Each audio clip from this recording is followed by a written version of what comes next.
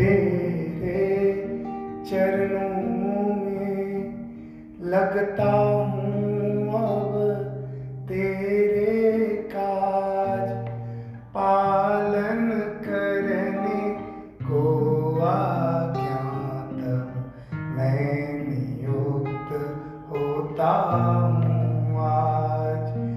अंतर में स्थित रह कर मेरी बागडोर पकड़े रहना, निपट निरंकुश चंचल मन को सावधान करते रहना।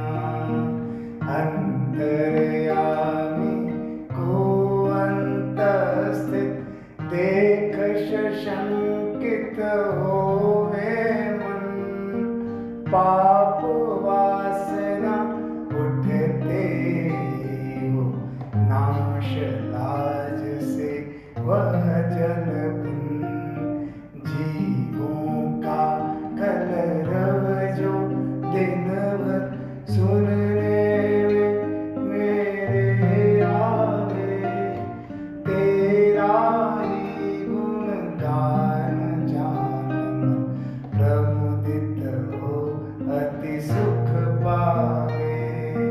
तू ही है सर्वस्त्र व्याप्त, तुझ में यह सारा संसार, इसी भावना से अंतर भर मिलूं सभी से तुझे निहार। प्रतिपल निज इंद्रिय समूह से जो कुछ भी आचार करूं, केवल तुम्हें रिझाने को बस तेरा ही व्यवहार करूं। कर प्रणाम तेरे चरणों में, लगता हूँ अब तेरे काज, पालन करने को आज्ञा तब मैं नियुक्त होता हूँ आज। पालन करने को आज्ञा तब मैं नियुक्त होता हूँ आज।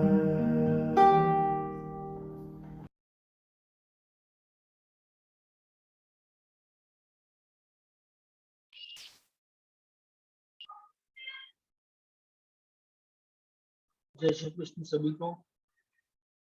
और आज हम लोग 11th चैप्टर पे हैं। कल हम लोग 25 तक पहुंच चुके थे, 25 तक हम लोगों ने कंप्लीट कर लिया था। आज उसके आगे हम लोग बढ़ेंगे। और कल एक बहुत सुंदर प्रश्न, जय श्री कृष्ण डॉक्टर प्रियंका, कल एक बहुत सुंदर क्वेश्चन किसने किया था?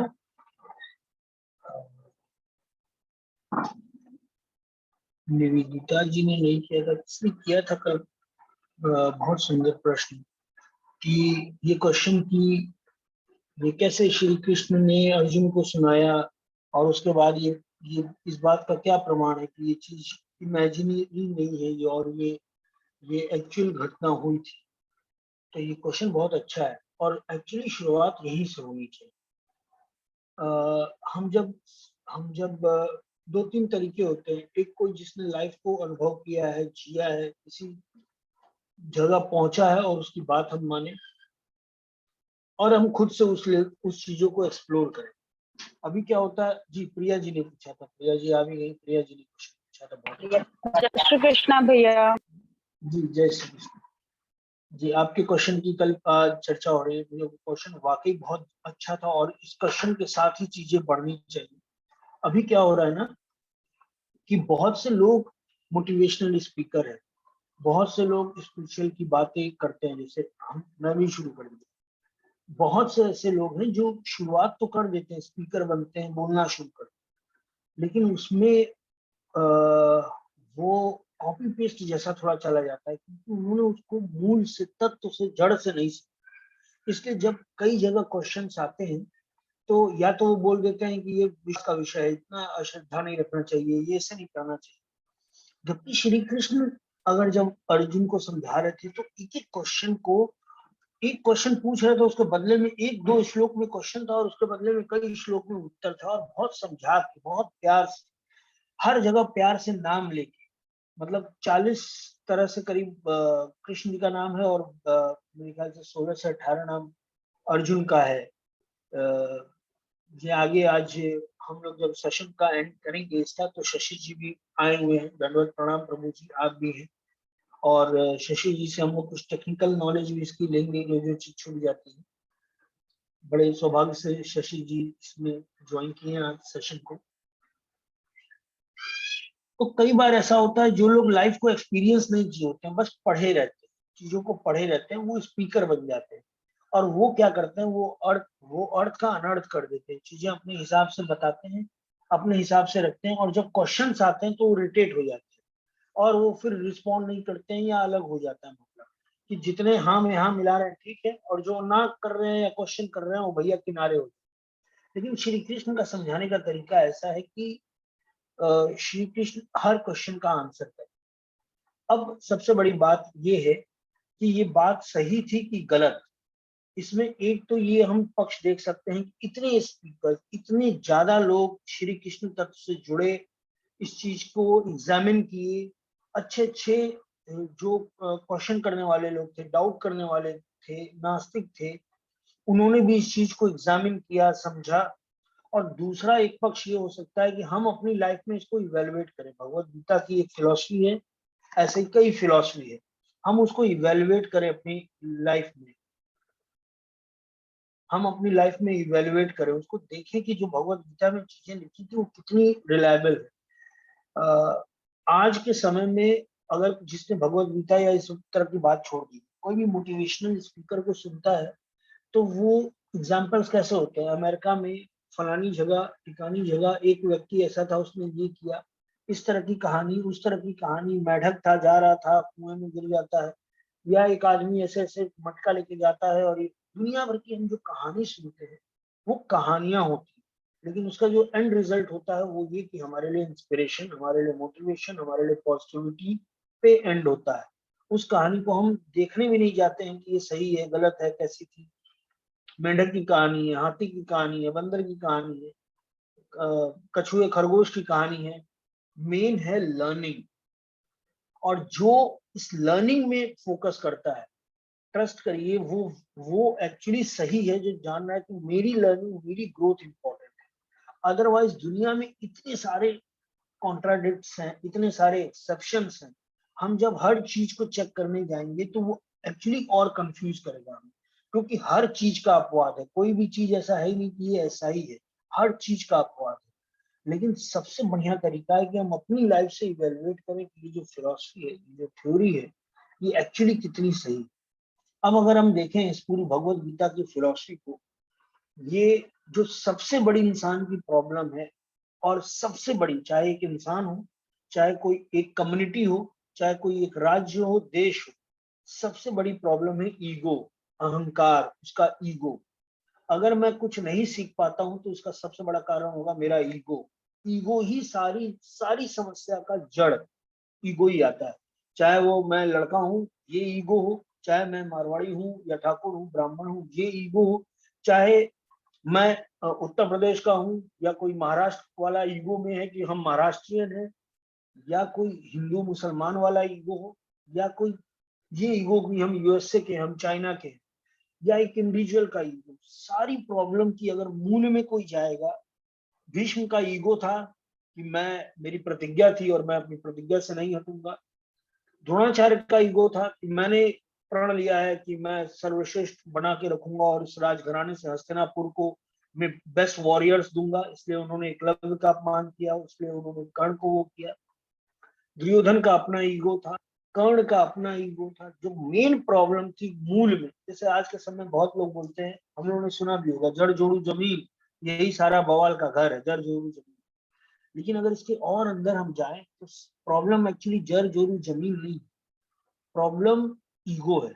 पैसा तो सब कमा रहे हैं, मेहनत तो सब कर रहे हैं, ग्रो तो सब कर रहे हैं, प्रॉब्लम है ईगो, खुद का, मेरी बात, मेरे विचार, मेरी पर्सनालिटी, मेरा व्यक्तित्व, मेरा होना, मेरे ये यही हर प्रॉब्लम, चाहे गुस्सा, चाहे लालच, चाहे फ्रस्ट्रेशन, चाहे किसी भी चीज का अगर सबसे मूल में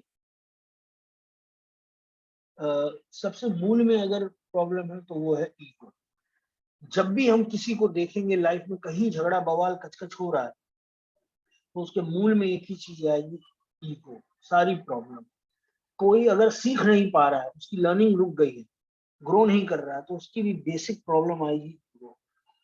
और मैं क्यों मानूं, मैं ऐसा क्यों करूं, कई ऐसी चीज है, ईगो के कई रूप हैं, ईगो के कई कारण हैं, जिसमें से खुद को हम कुछ मान लेते हैं, एक इमेज भी बन जाते हैं।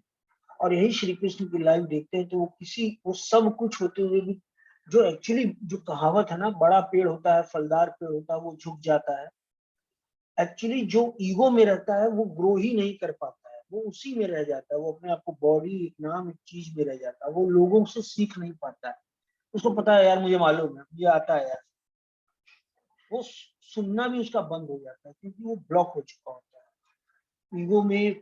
कान के रास्ते हमारी तारीफ, हमारी आइडेंटिटी, ये कान के रास्ते जाती है, इसलिए मैंने कान अपना बंद कर दिया फिलहाल। कान के रास्ते हमारी तारीफ, हमारी अच्छी चीज की, आप ब्राह्मण है, आप ठाकुर हैं, आपने ये किया है, अपने जीवन में ये किया है, आपने ये अचीवमेंट है, आपने ये है, आप क्यों करेंगे, आप, इतनी चीजें तारीफ चली जाती है, या आंख से हमारी इतनी प्रशंसा हम कहीं देख लेते हैं, ये फोटो में मैं आ रहा हूँ, मेरा नाम आ रहा है, मुझे मुझे लोग कुछ लिख के बोल रहे हैं, ये चीजें धीरे धीरे हम इसको पक्का मान लेते हैं, हमेशा के लिए मान लेते हैं, ये मैं हूँ। और यही चीज हमको ग्रो करने से, फ्लेक्सिबल होने से रुकता है। जबकि श्री कृष्ण का जीवन कितना फ्लेक्सिबल था। अगर कोई बिजनेस की बात करे तो बिजनेस, अगर वैश्य होने की बात करें, ग्रोथ की बात करें, तो रातों रात द्वारकाधीश तैयार कर देना, ये मैनेजमेंट स्किल थी उस लेवल की कि रातों रात द्वारकाधीश तैयार हो गया। अगर एक किड की बात करें, बच्चे की बात करें, तो इतने छोटे छोटे बच्चों को अपने साथ लेके, और मक्खन, इतना ऊपर मक्खन रख के, पिरामिड बना के, पूरा मैनेजमेंट सिस्टम से उस मक्खन को चुरा लेना, ये उनकी लीडरशिप क्वालिटी थी। कम्युनिकेशन स्किल हो, लीडरशिप स्किल हो, चाहे स्पोर्ट्समैन स्पिरिट हो, दुनिया की जितनी भी चीजें हैं वो इसलिए सिर्फ हो पाई क्योंकि उन्होंने अपने आप को ब्लॉक नहीं किया, मैं तो यही हूँ, और जजमेंटल नहीं हुए दूसरों के लिए। अगर मैं बदल सकता हूँ, मेरी लाइफ चेंज हो सकती है, मुझ में इंप्रूवमेंट आ सकता है, मुझ में ग्रोथ आ सकता है, तो सब में आ सकता है।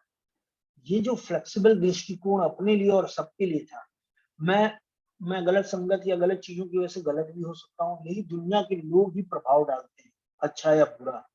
तो जब ये खुली विचार होता है ना, खुला सोच होता है, तो लाइफ बहुत इजी हो जाती है। एक ये भी रहता है कि यही अहंकार मुझे भी, आज मैं कितना भी अहंकार पे बोल रहा हूँ, इतना शातिर है ये अहंकार, मुझे भी किसी छवि में बांध सकता है, मुझे भी एक ब्लॉकेज दे सकता है कि तुम ये हो, तुम वो हो। तो ये बड़ी, ये अच्छी चीज है, ये हम जुड़े रहें हमेशा। श्री कृष्ण का कैरेक्टर ही ऐसा है कि अगर कोई उससे जुड़ा है तो सीख रहा होगा, लर्निंग आती रहेगी। और सबके, हनुमान जी से भी सीखने लायक है, सब हर हर देखिए, मेरा तो एकदम, मैंने पहले दिन ही शायद अमित जी ने या किसी ने पूछा था, ईश्वर कौन है। एक छोटा सा बच्चा जो हमें बार बार गिर रहा है लेकिन बार बार कोशिश कर रहा है खड़े होने की, इंस्पायर करता है। अगर कोई चींटी अपने से ज्यादा वजन लेके जा रही है, बार बार गिर रही है, जो कहावत है, कोशिश करने वालों की कभी हार नहीं होती।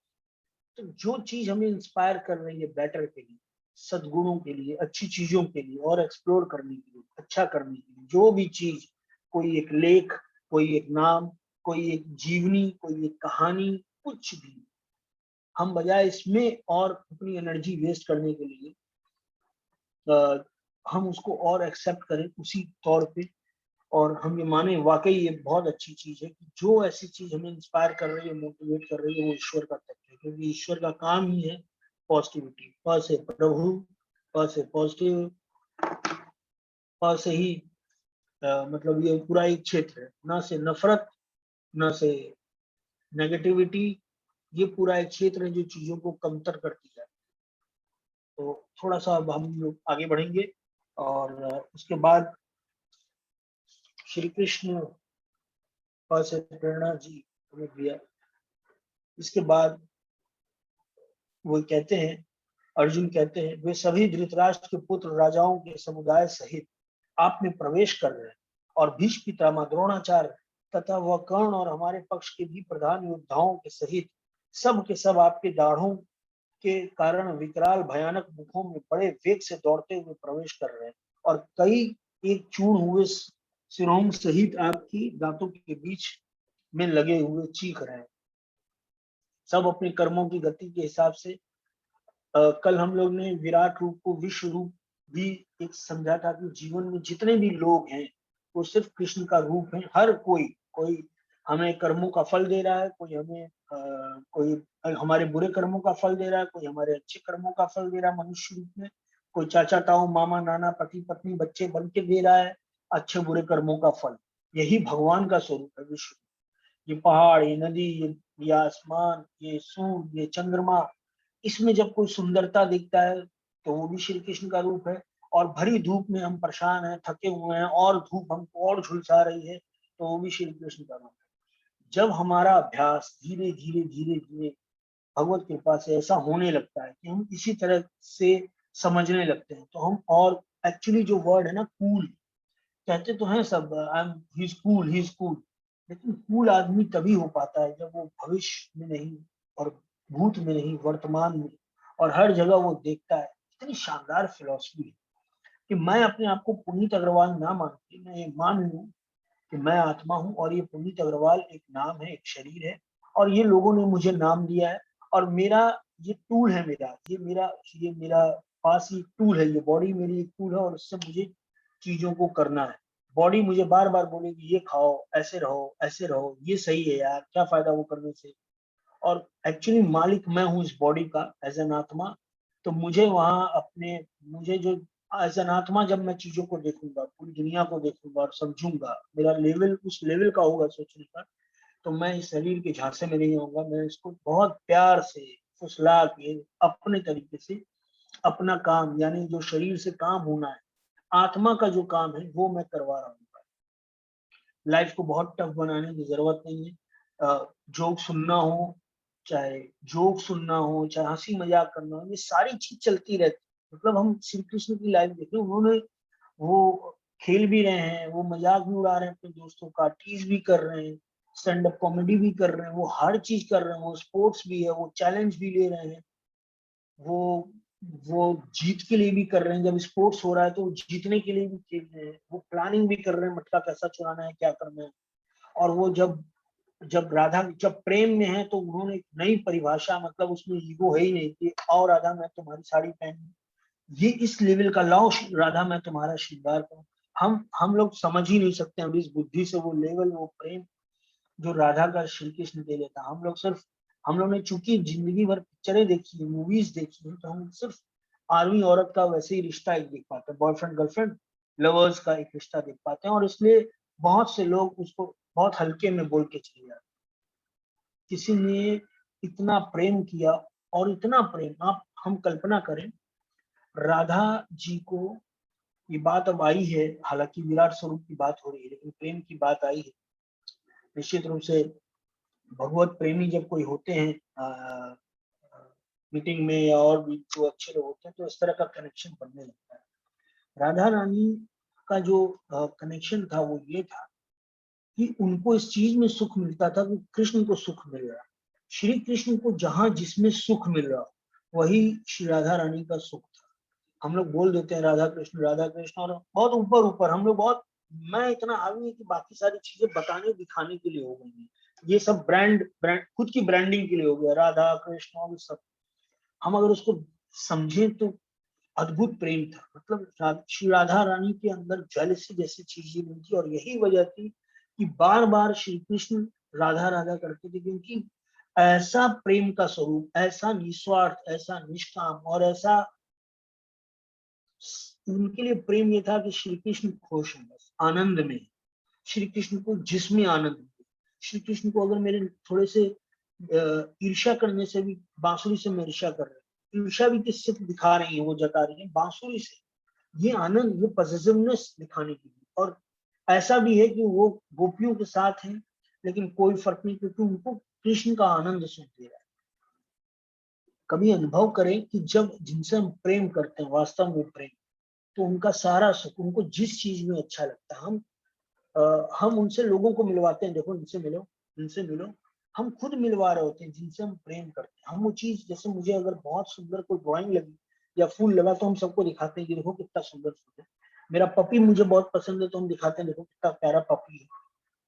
जो उस लेवल का प्रेम था, मैं कंपैरिजन कुछ भी ऐसे एग्जांपल दे रहा हूँ, लेकिन ये उस लेवल का प्रेम था जहां हर समय राधा को इस बात का आनंद मिलता था कि श्री कृष्ण मेरे जीवन में है, या श्री कृष्ण ने मुझे देखा, मुझे प्रेम दिया, श्री कृष्ण का इतना सब प्रेम मुझे मिल रहा है, कितने बड़े सौभाग्य। ये उसी में गच्छ थे, ये इसी में खुश थे। गच्छ वर्ड थोड़ा सा अनअप्रोप्रिएट होगा, ये इसी में खुश थे। एक बार जब गोपियों को ये हुआ, जब वो श्री कृष्ण को फॉर ग्रांटेड लेने लगी, एक बार चर्चा भी आई, जब फॉर ग्रांटेड लेने लगी श्री कृष्ण को, तो कि अरे हम बड़भागी हैं, हम इतने बड़े भाग्य वाले हैं, हमने वाकई तपस्या की, ये हमारे कर्मों का फल है कि श्री कृष्ण हमारी लाइफ में। जब इस ढंग से मैं के एंगल्स आने लगा, तो श्री कृष्ण एकदम से अंतर्ध्यान हो गए, दिखना ही बंद हो गए, क्योंकि वो मैं आ चुका था। हम आप यहाँ बैठे हैं और ये भगवत गीता या ये सब बातें अगर सुनने को मिल रही है, तो we must feel our self very blessed. हम बहुत, ये कृपा है हमारे लोगों की, हमारे आसपास जो लोग रहे, माता पिता या और भी लोग रहे हुए, उनकी ब्लेसिंग्स हैं। ये पॉजिटिव बातें, ये पॉजिटिव चीजें, ये पॉजिटिव माइंडसेट हमको मिल रहा है, भगवान श्री कृष्ण की बातें मिल रही है। कितने ही लोग देख लीजिए लाइफ में, उनको फर्क ही नहीं पड़ता, कनेक्शन ही नहीं बनता कृष्ण के नाम से, ये कनेक्शन ही नहीं बनता है, क्योंकि उनके दिमाग में यही चीज, जीतना है, बेस्ट होना है, एक लाइफ है। कितने लोग मरे जा रहे हैं, पता ही नहीं चल रहा काल के ग्रास में कैसे जाते जा रहे हैं। जैसे यहाँ दिया हुआ है, भीष्म पितामह, द्रोणाचार्य, कर्ण बहुत तेजी से आपके मुंह की तरफ जा रहे हैं।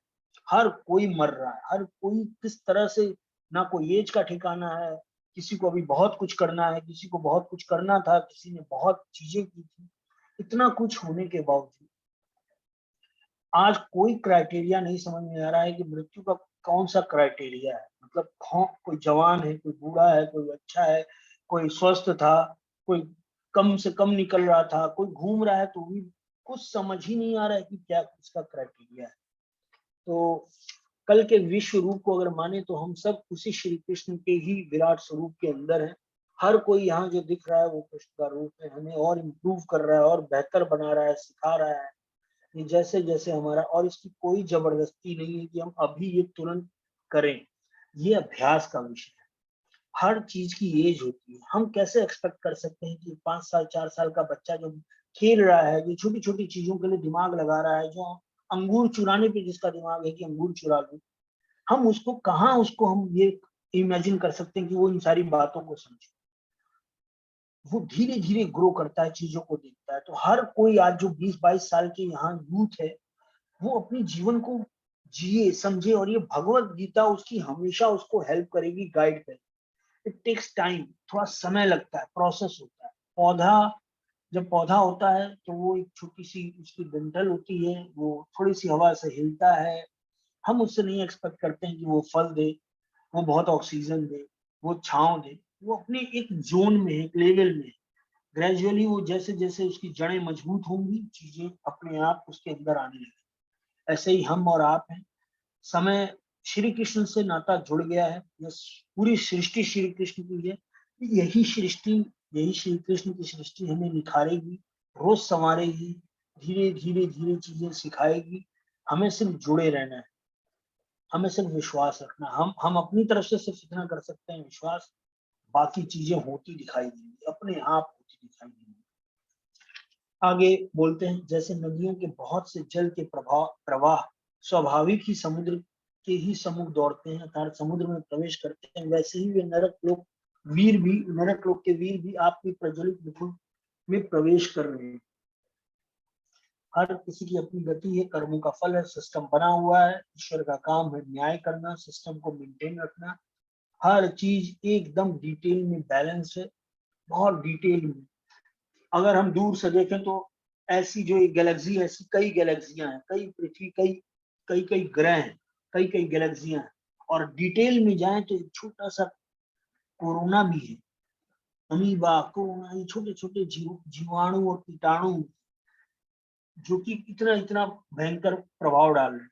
और इतने बड़े बड़े एस्ट्रॉइड्स हैं जो इधर उधर सौर मंडल में घूम रहे हैं, वो भी कुछ नहीं कर रहे हैं, उससे भी सेफ है। तो कोई तो है जो चीजों को बैलेंस किया है, एक बड़े लेवल पे भी और छोटे से छोटे लेवल पे भी, जिसने चीजों को बैलेंस किया है। अगर हम उस चीज को हटा दें तो इंसान जो ताकतवर होगा, जो चालाक होगा, वही राज करेगा। जैसे जंगल में जो सबसे शक्तिशाली शेर होता है वही राज करता है। लेकिन मानव सभ्यता में ये नहीं है, क्योंकि हर चीज को बैलेंस किया गया। इवन सबके कर्मों का फल है, हर चीज को बैलेंस करने वाला कोई है। नहीं तो अगर हम पुराने जमाने में जाएं तो सब अगर उस सत्ता को हटा दें तो सिर्फ जो ताकतवर होगा वो राज करेगा। फिर तो क्या ही कोई अच्छे काम का उसको फल मिलेगा, अगर ये सब हटा दिया जाए। बैलेंस वाली चीज हम कभी सोचें, अगर ऐसा कर्मों का फल नहीं होता तो जो ताकतवर होता है, जो ज्यादा अन्याय कर सकता था, जो क्रूर जितना ज्यादा होगा वो उतना ज्यादा शक्तिशाली बनता चला जाएगा।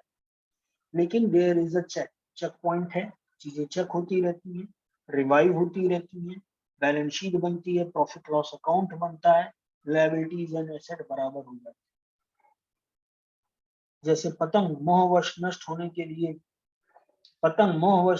के लिए प्रज्वलित अग्नि में अति वेग से दौड़ते हुए प्रवेश करते हैं, वैसे ही ये सब लोग भी आप अपने नाश के लिए आपके मुखों में अति वेग से दौड़ते हुए प्रवेश करते हैं। पतंग का अपना लालच होता है, पतंग पतंग मतलब कीड़ा, पतंगा, उसका अपना लालच होता है, अपना स्वार्थ होता है, उसको सिर्फ वही चीज दिखाई दे रही है, सिर्फ उसको वो आनंद चाहिए होता है, अरे रोशन रोशन, वो चीजों को और समझता नहीं है, वो अनुभव नहीं ले रहा होता है, उसके अंदर लर्निंग नहीं होती कि और लोग से सीखे। ऐसे ही एक इंसान जो सिर्फ मैं, मेरी सबसे, मेरी जीत, वो कनेक्ट ही नहीं कर पाता है और लोगों से। वो नहीं जानता है कि करोड़ों पैदा हुए, करोड़ों मर जाएंगे, और करोड़ों मर गए, और करोड़ों होंगे, फिर करोड़ों मरेंगे, कुछ तो बात और है। तो थोड़ा सा वो मन को शांत करके, मन की शांति लक्ष्य है ही नहीं, मन की शांति माध्यम, चीजों को समझने का।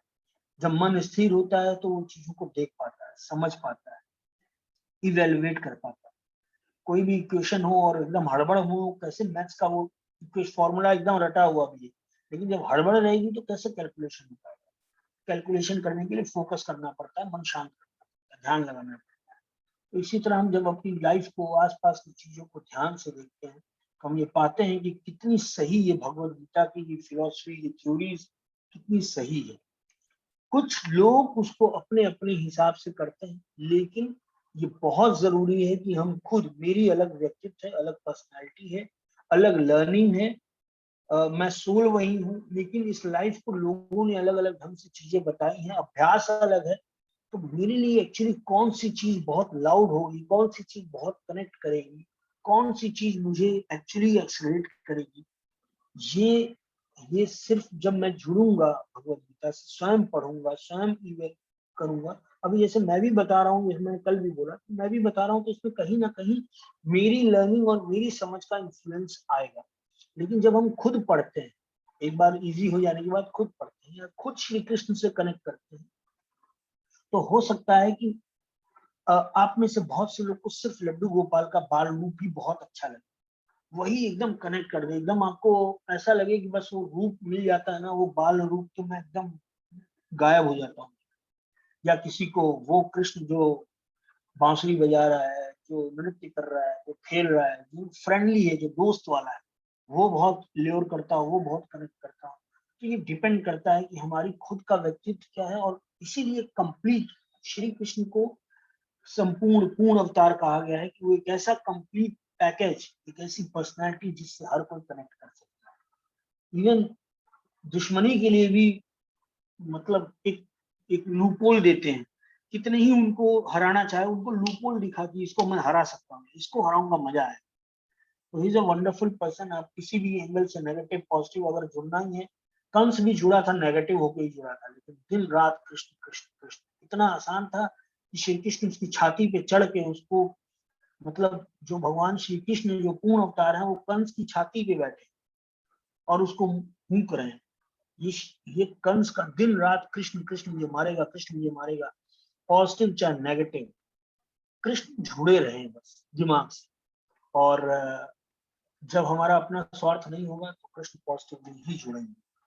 कंस का अपना स्वार्थ था, अपने जीवन का, अपनी चीजों का, उसका अपना डर था। जब हमारे अंदर डर नहीं रहेगा तो कृष्ण एक शक्ति के रूप में, ऊर्जा के रूप में हमारे जीवन में और ऊर्जा का संचार कर रहे हैं। आप उन संपूर्ण लोगों को प्रज्वलित मुखों द्वारा ग्रास करते हुए सब ओर से बार बार चाट रहे हैं।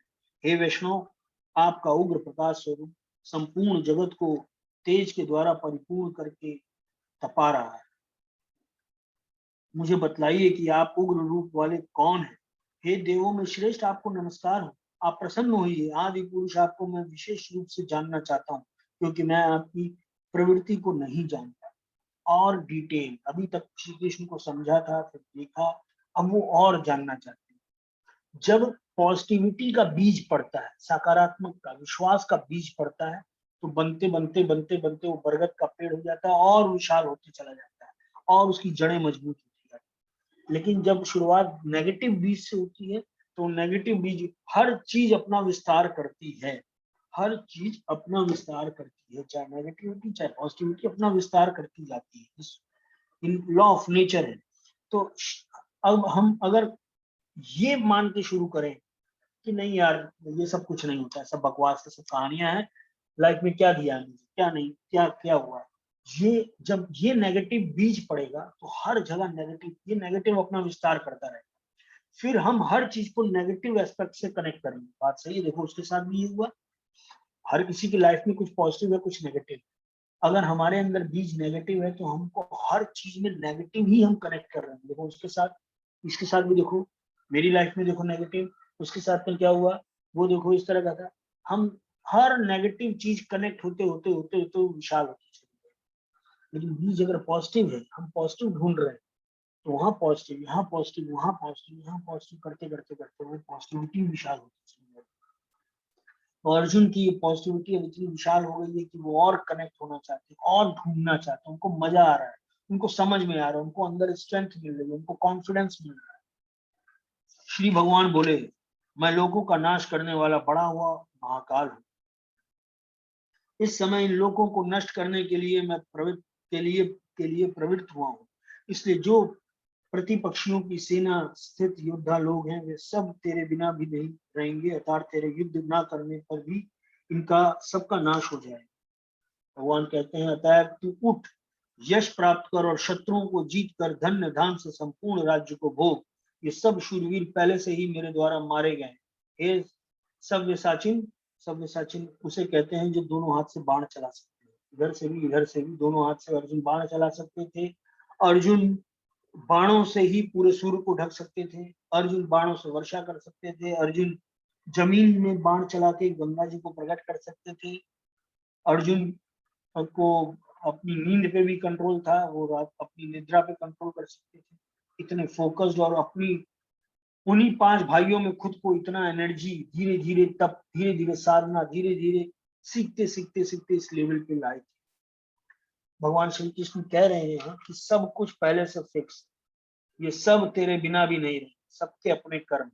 हम मान लेते हैं, कल का जो भजन चला था वो ये कि मेरा आपकी कृपा से सब काम हो रहा है, करते हो तुम कन्हैया मेरा नाम हो रहा है। उसमें सबसे बड़ी बात थी कि हमको लगता है हर कोई अपने कर्मों का फल भोग रहा है। अगर मैं किसी की लाइफ में हूँ और वो मेरे यहाँ मान लीजिए जॉब कर रहा है, तो वो जॉब कर रहा है, उसको सैलरी मेरे माध्यम से मिल रही है, बट इसका ये मतलब नहीं है कि मैं नहीं होता तो उसको सैलरी नहीं मिली। ये हम लोग के अंदर बैठ जाता है कि मैं ये कर रहा हूँ, मैं वो कर रहा हूँ, मैं 4 लोग का घर पाल रहा हूँ, मैं ये कर रहा हूँ, मैं वो कर रहा हूँ, मैंने संभाल रखा है। सबके अपने अपने कर्म हैं। हम लोग अगर हम उसकी लाइफ में हैं तो सिर्फ माध्यम बने हैं, मिलना तो उसको था ही, जो उसका हक था, जो उसकी मेहनत थी, जो उसका पारिश्रमिक था, वो उसको मिलना था। किसी की किस्मत में था कि उसने, इसको बहुत आराम से छोटी सी चीज समझिएगा, किसी ने किसी को की मेहनत का पैसा नहीं दिया, मेहनत करा लिया और पैसा नहीं दिया। अब उसने शायद कहीं कुछ गलत किया था कि उसको ये आदमी मिल गया एज अ मालिक। अब ये आदमी जिसने पैसा नहीं दिया काम का और इसने अधिकार छीन लिया, कल को इसका पैसा बीमारी में या किसी ना किसी कर्जे में दिया होगा वहां डूबेगा, या खो जाएगा, या चोरी हो जाएगा, ये सब। और फिर वो बोलेगा मेरा पैसा ये हो गया, मेरा पैसा उसने लूट लिया। Everything is connected. जिसको इस बात पे जितना ज्यादा विश्वास होगा, जितना ज्यादा इस बात को समझेगा, वो उतना शांत रहेगा। वो उतना हर एक्शन करने से पहले, किसी का पैसा काटना हो, देना हो, या कोई भी चीज करनी हो, तो सोचेगा, विवेक का इस्तेमाल करेगा। वो अपनी चालाकी में नहीं पड़ेगा, क्योंकि उसको मालूम है everything is connected, everything has an equal and opposite reaction. हर क्रिया की बराबर प्रतिक्रिया न्यूटन थर्ड लॉ है। कि हर, ये श्री कृष्ण भगवत गीता में तब कहा था। अब उसको कोई भी आज के स्टूडेंट्स क्लास में न्यूटन थर्ड लॉ समझते हैं, तो मैं उसको वहां यूज कर देता हूँ। मेन है समझ में आना। उसमें कृष्ण का नाम आया, उसमें न्यूटन का नाम आया, इससे कहीं ज्यादा जरूरत है कि वो बच्चे की जिंदगी में, स्टूडेंट की जिंदगी में पढ़ना हो। अभी क्या है ना, हम लोग भी कोई चीज करते हैं तो हम लोग क्रेडिट के इतने पीछे पड़े रहते हैं कि भले ही वो प्रोजेक्ट हो चाहे ना हो, क्रेडिट हमें होना चाहिए। हम नहीं जानते कि तीसरी सत्ता जो हमारे पीछे है, जो अगर मेरा अधिकार होगा, मेरा कर्म होगा, मेरा फल होगा, तो वो कहीं नहीं जाएगा। ये विश्वास जितना ज्यादा होने लगेगा, उतना उतना ही मन शांत होने लगेगा, उतना ही हम जीवन का आनंद ले रहे होंगे। अभी क्या है कि हमारा भेजा भरा पड़ा है इन चीजों से, ये नहीं हुआ तो वो हो गया, तो अगर वो ऐसा कर दिया तो वो ऐसा कर दिया तो। पूरी दुनिया का कैलकुलेशन हम अपने अंदर चला रहे हैं। हमको सिर्फ फोकस करना है कि हम और क्रिएटिव हो सके, और अच्छे से किसी चीज को कर सके। मेरे आसपास जो 15-20 लोग हैं ना, हम सिर्फ उसको ही संभाल लें। हमको नहीं 1 लाख लोगों को संभालना है। हम सिर्फ अभ्यास करें कि हमारे आसपास जो 2-4 लोग हैं, उनको प्रेम दे सके, अच्छे से बात कर सके, उनका ख्याल रख सके। उस 2-4 से अगर 10-15 होते हैं तो उनको संभाल सके। हमको चाहिए होते हैं लाखों फॉलोअर्स, हमको चाहिए होते हैं लाखों लाइक्स, लेकिन हमारे पास जो 10-15 लोग हैं, उनको भी नहीं संभाल पा रहे। हर चीज का कितना सही, कितना सटीक ये भगवत गीता ने सूत्र बताया। इसीलिए इस सेशन को हम लोगों ने नाम रखा है सोल, आत्मा। मूल क्या है, हम मूल को पकड़े। जड़ जोड़ू जमीन मूल नहीं है, मूल वो ईगो है, मैं है। तो हम उस मूल को पकड़े। जब वो एक बार पकड़ में हो, जैसे पतंग उड़ाते समय हम हाथ पे ही फोकस करते हैं, हवा कंट्रोल में नहीं है, पतंग कंट्रोल में नहीं है, काटने वाला जो दूसरी पतंग आ जाती है वो हमारे बस में नहीं है। हमारे बस में सिर्फ हमारी पतंग की ये जो डोर है, जितनी दूर हम पकड़े हैं वो है। तो कम से कम हम अपनी लाइफ, अपनी बॉडी, अपनी चीजों, अपने सोचने के तरीके बार बार एग्जामिन करें। स्वामी जी राम सुखदास जी का एक कोट है, आप लोगों ने कई जगह देखा होगा, हे नाथ, हे मेरे नाथ, मैं आपको भूलूं नहीं, ये बार बार कहते रहिए। इसको अगर हम थोड़ा, ये तो एक्सट्रीम, ये तो एक वाकई भक्त की स्थिति है। इसको हम थोड़ा और नीचे ले आए, तो हम अपने दिमाग को बार बार चेक करें। मैं क्या नेगेटिव हो रहा हूँ? मैं क्या सिर्फ अपने आप को लेकर सोच रहा हूँ? मैं क्या पॉजिटिव हूँ इस समय? या मेरा ये कहना, जो मैंने अभी इस तरह से बातें कही है, अगर मुझे कोई कहता तो अच्छा लगता? ये अभ्यास धीरे धीरे धीरे धीरे स्वभाव बन जाता है। अभी हम चेक ही नहीं करते हैं कि हमने किसी को कुछ बोल दिया, और हम ये भी नहीं सोचे कि यही बात अगर मुझे कोई कहता तो कैसा लगता। हम ये देख ही नहीं पाते, ये जो व्यवहार मैंने किसी और के साथ किया है, सड़क पे खड़े हैं, कोई मांगने वाला आया और धुतकार दिया, ये व्यवहार कोई मेरे साथ करता तो कैसा लगता। हम अपने आप को वहां रख के देख ही नहीं पाए। पर्सनैलिटी डेवलपमेंट की सबसे प्यारी चीज है कि हम अपने आप, जो चीज हमें पसंद है, जो चीज हमको दूसरों में पसंद है, वो हम करें, और जो चीज हमको दूसरों में नहीं पसंद है वो ना करें। जैसे आपके यहाँ कोई, हमारे यहाँ कोई आए और वो बेटाइम आए, या बैठ जाए, या हम क्या बोलना चाह रहे हैं, क्या नहीं बोलना चाह रहे हैं, इसका ध्यान ही ना दे, अपनी बात बोले जाए, सुने ही ना हमारी बात को, तो ये हम, मुझे अच्छा नहीं लगेगा। तो इसका मतलब ये काम मुझे दूसरों के साथ नहीं करना चाहिए। ये अभ्यास धीरे धीरे धीरे धीरे स्वभाव बन जाता है। भगवान श्री कृष्ण कह रहे हैं, युद्ध तो तुझे करना पड़ेगा अर्जुन। आगे अभी भगवान श्री कृष्ण अर्जुन को कहते हैं, युद्ध तो तुझे करना पड़ेगा, क्योंकि जीवन भर तूने इसी का अभ्यास किया, तीर चलाया, धनुष चलाया। तो हमारा जो अभ्यास हो जाता है, हम उसी के हिसाब से आज जो यूथ इस भगवत गीता सेशन में है, वो वाकई बहुत लकी है। क्योंकि ये जो बातें उनके दिमाग में जा रही हैं, या आगे उनके जीवन में साल, 2 साल, 4 साल, 5 साल अभ्यास उस चीजों का होगा।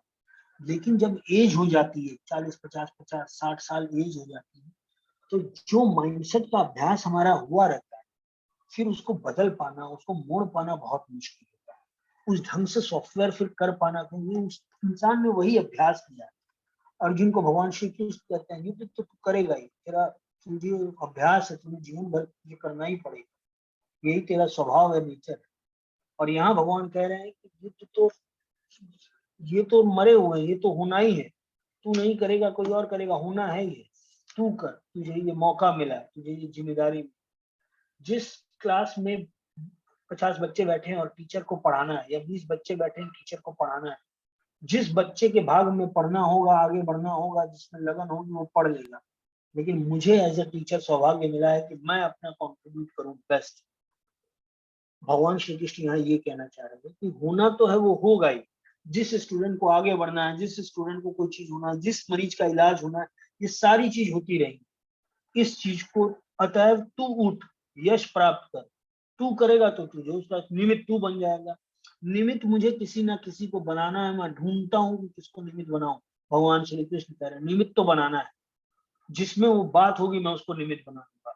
तो यही एक प्रार्थना है श्री कृष्ण से और इस परम पिता परमेश्वर से, भगवान से, कि हम में से जो लोग जितने भी लोग यहाँ हैं, मैं फिलहाल तो इतने लोगों के लिए प्रार्थना कर सकता हूँ, ये 21 लोग जो दिख रहे हैं पार्टिसिपेंट्स, हम 21 लोगों को कुछ अच्छे के लिए, कुछ लोगों के जीवन में हम पॉजिटिविटी ला सके, कुछ अच्छा ला सके, किसी भी माध्यम से। बात सिर्फ शब्दों की नहीं, बात सेवा के माध्यम से, बात सर्विस के माध्यम से, बात उनकी लाइफ में 2 वक्त की रोटी की व्यवस्था हम अपने माध्यम से कर सके, कुछ अच्छा उनके जीवन में कर सके, कुछ भी जो हम हमारा हमको निमित्त अच्छे के लिए बनाए। भगवान कृष्ण ईश्वर हमें अच्छे के लिए निमित्त बना।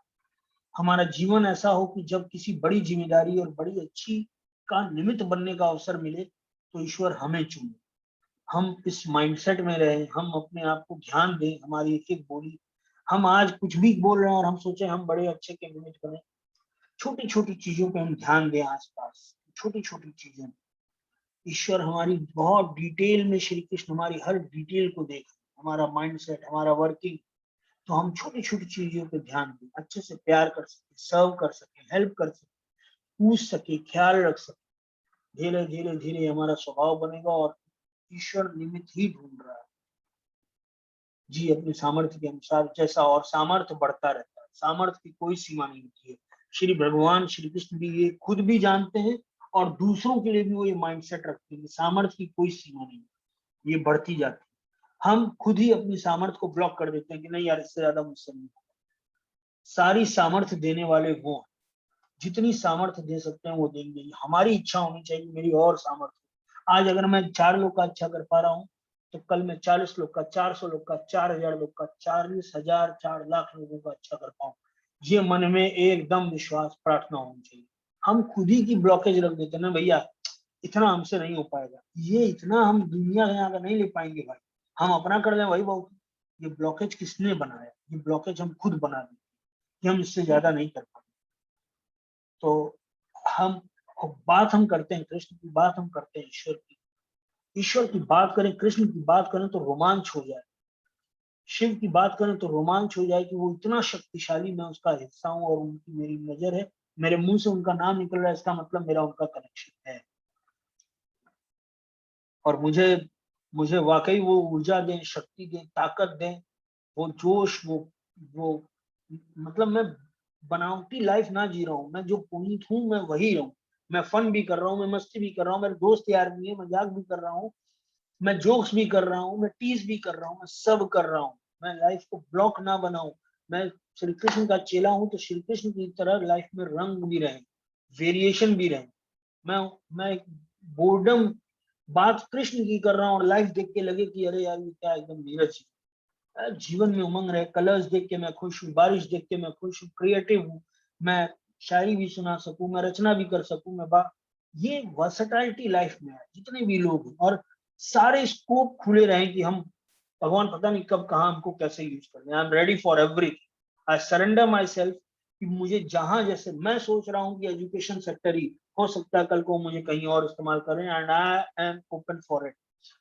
मेरा कोई जोर ही नहीं, उनकी शक्ति है, उनका सामर्थ्य है, उनका सब कुछ दिया हुआ है, लाइफ उनकी दी हुई है, सब कुछ उनका है। तो मैं पूरी तरह से सरेंडर करता हूँ इस ईश्वर को, कृष्ण को, भगवान को, परम ब्रह्म को कि वो जैसे चाहे मेरा इस्तेमाल करें। द्रोणाचार्य और भीष्म पितामह तथा जयद्रथ और कर्ण और तथा और भी बहुत से मेरे द्वारा मारे शूरवीर योद्धाओं को तू मार। सब पहले से मरे हुए, तू बस मार, क्रेडिट ले। अब कोई करने के बाद ये सोचे मैंने मारा है, ये बात यहाँ भी भगवान श्री कृष्ण कह रहे हैं, मारने से पहले कह रहे हैं मार दिया। और जब वो खाटू वाले श्याम बाबा जो घटोत्कच बर्बरी थे उनके पास जाते हैं और वहां भी पूछते हैं कि ये युद्ध में सबसे वीर कौन था। अर्जुन सोचते हैं मैं वीर था, युधिष्ठिर सोचते मेरी नीति, भीम सोचते मैंने अर्जुन दुर्योधन का जान तोड़ा तो बेस्ट तो मैं था। हर कोई अपने हिसाब से सोच रहा होता है, लेकिन बर्बरीक बोलते हैं कि नहीं, पूरा युद्ध श्री कृष्ण ही कर रहे थे, श्री कृष्ण ही मार रहे थे, श्री कृष्ण मर रहे थे, सब कुछ वही हो रहा था, सब कुछ करने वाले वही थे। तो हमारी लाइफ में करने वाले वही है, हम अपने आप को समझ लें। सब इंसान अपने कर्मों का फल भोग रहा। मैं एक्चुअली किसी को जॉब पे नहीं रखा हूँ, ना मैं किसी को दे रहा हूँ, मैं सिर्फ निमित्त बना हूँ। ये कहना बहुत आसान है, मैंने भी ऐसे कह दिया, लेकिन ये अभ्यास होना, ये चिंतन होना। और जब ये रहेगा ना, बोली तरीका, पेमेंट देने का तरीका, बात करने का तरीका ही बदल जाए, ये स्वभाव में आ जाएगा। अभी क्या होता है, लोग कहते हैं लेकिन अंदर नहीं रहता, इसलिए वो दो दो चीज दिखती है। बोलने को तो दिखता है लेकिन व्यवहार में वो चीज नहीं।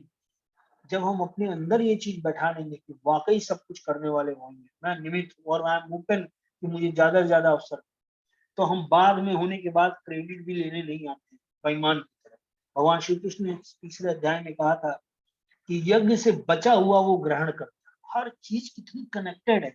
ऐसा नहीं है कि तीसरे दूसरे अध्याय में बात शुरू हुई थी तो वो कुछ और बोल रहे थे और अब बात 11वें अध्याय आ गई तो कुछ और बोल रहे हैं। एवरीथिंग इज कनेक्टेड, बार बार बोल रहे हैं और एवरीथिंग इज कनेक्टेड। कि यज्ञ से बचा हुआ तू ग्रहण कर। यज्ञ से बचा हुआ जो लेता है वो पुण्य है, और जो यज्ञ, क्योंकि सबका अधिकार है मेरी लाइफ में, मेरी ग्रोथ में सबका अधिकार है। अगर मेरा, हम इंस्टीट्यूट की बात करता हूँ ना, स्काई इंस्टीट्यूट आज जहाँ कहीं भी है, उसमें सारे टीचर, गार्ड्स, बलराम हमारे यहाँ स्टाफ है, पानी पिलाते हैं, जितने भी टीचर्स रहे, चाहे 10 साल पहले 2 महीने के लिए ही कोई ज्वाइन किया हो, उसका भी क्रेडिट है। मेरी लाइफ में मैं इस एज का हूँ, मेरे माता पिता, वाइफ, बच्चे, सबका योगदान है। ये ये जितना अंदर बैठा रहेगा ना, हमारे व्यवहार में, हमारे ग्रेटिट्यूड में अपने आप आएगा। ग्रेटिट्यूड जताना नहीं पड़ेगा, हम अंदर से महसूस कर रहे हैं कि भगवान ने इस रूप में मुझे इतना कुछ दिया है, सिखाया है। मेरी लाइफ में ऐसे भी लोग रहे जो मुझसे जेलस रहे, मुझसे नीचा दिखाना चाहा, या मुझे मेरी गलतियों का एहसास कराया। वो भी, उन्होंने भी मुझे कुछ सिखाया ही है, कुछ तरीका सिखाया, कोई चीज बताई, क्या सही क्या गलत, कितना बोलना चाहिए, कहाँ बोलना चाहिए। जो लोग मुझे क्रिटिसाइज किए उन्होंने भी मुझे तराशाई है। मटका अंदर हाथ लगा के भी बनता और थपथपा के भी बनता। तो मैं जो कुछ भी हूँ, श्री कृष्ण कई रूप में है और मुझे सिखा भी रहे हैं।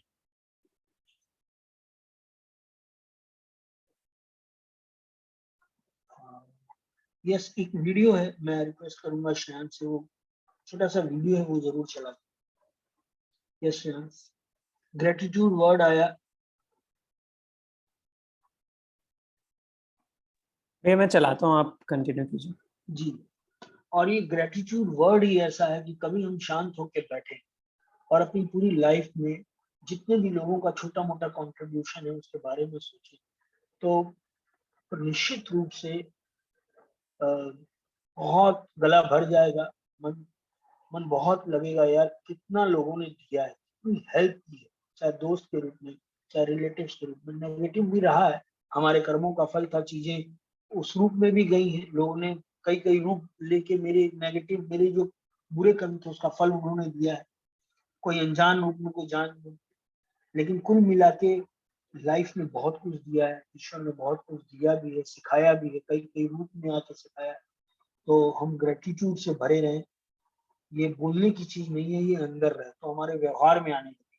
अभी क्या होता है, लोग बोलने के लिए, उनके व्यवहार में वो चीज नहीं दिखती, अंदर वो चीज नहीं होती, बड़ा ऊपर ऊपर चल जाता है। श्री कृष्ण अंतर्यामी है, वो अंदर की चीज जानते हैं कि अंदर वो ग्रेटिट्यूड फील करते हैं कि नहीं, अंदर वो भावुक होते हैं कि नहीं, हम भावुक हैं कि नहीं अंदर। कि वाकई यार बहुत लोगों ने बहुत कुछ दिया है, मैं कैसे धन्यवाद करूं, कितना कितना सिखाया है, तराशा है, निखारा है।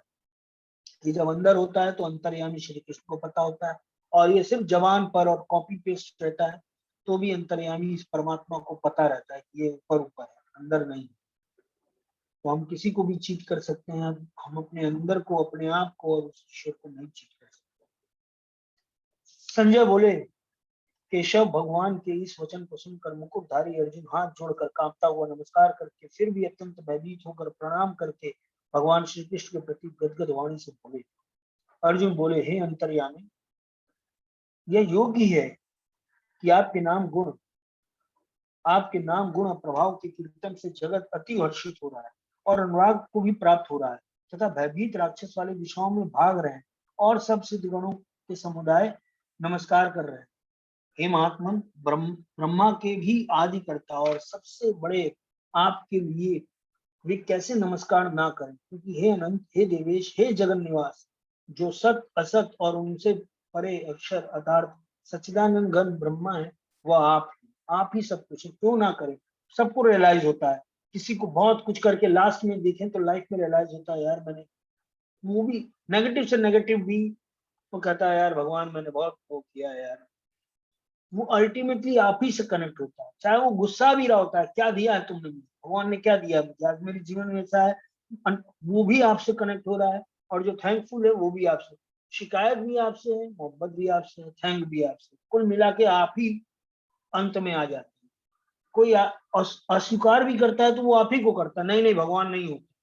वो कुल मिला के भगवान भगवान होते हैं, नहीं होते हैं, भगवान ने अच्छा किया, भगवान ने बुरा किया, भगवान भगवान भगवान, नाम अलग अलग हो सकते हैं, कृष्ण, अल्लाह, भगवान, लेकिन कुल मिला के बात आप ही पे आ जाती है।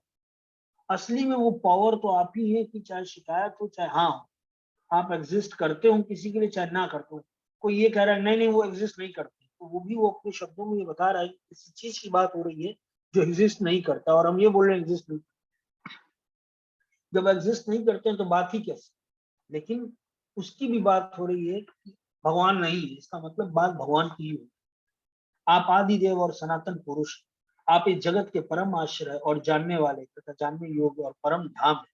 आप अनंत रूप, आपसे यह सब जगत व्याप्त अतार्थ परिपूर्ण है, हर जगह आप वायु, यमराज, अग्नि, वरुण, चंद्रमा, प्रजा के स्वामी, ब्रह्मा और ब्रह्मा के भी पिता हैं।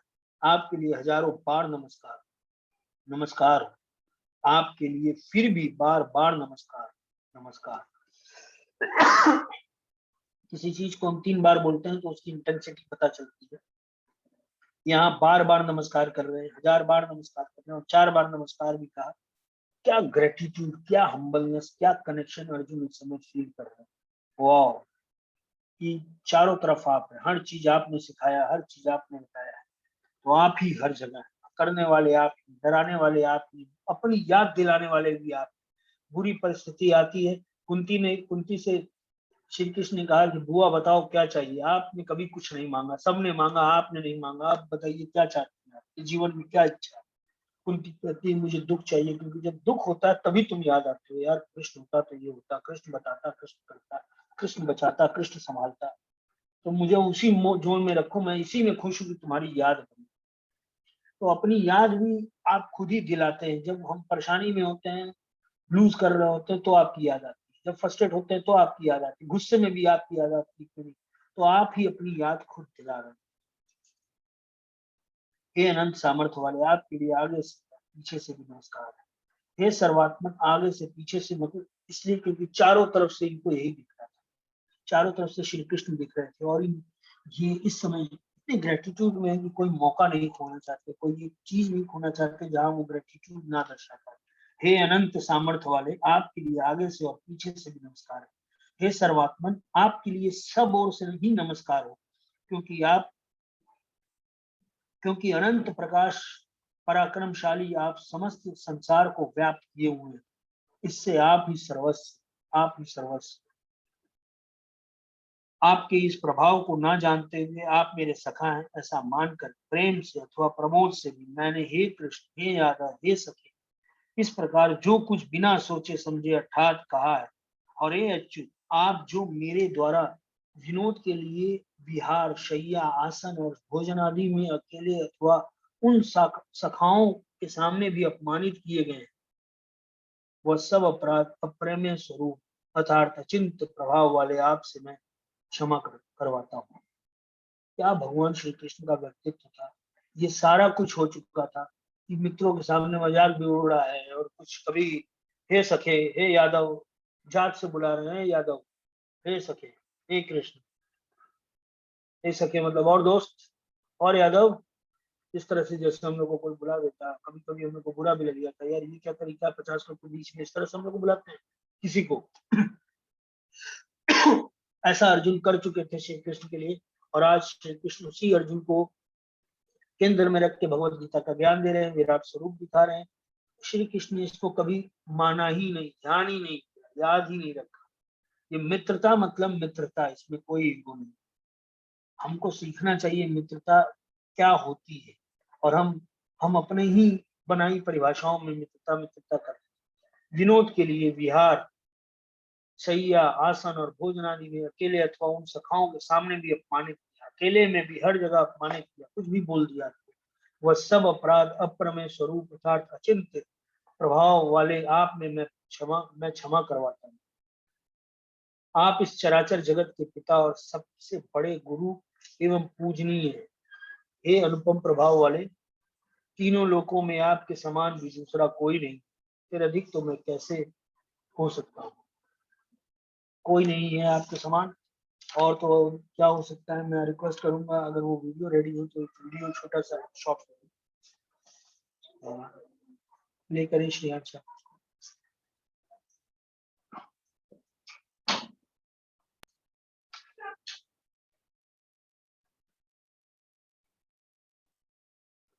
एक बार टोनी रॉबिन्स फिजी आइलैंड पर घूमते घूमते गुमनाम कबीले पर पहुंचे। एक बड़े से आदमी ने उनका इंग्लिश में स्वागत किया।